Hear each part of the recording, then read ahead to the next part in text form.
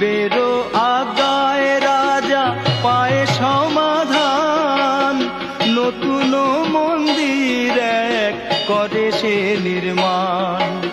ফলমূলের বৃক্ষ বসায় কাটায় পুষ্করিণী, প্রচার হলো তারকেশ্বর তীর্থেরও কাহিনী।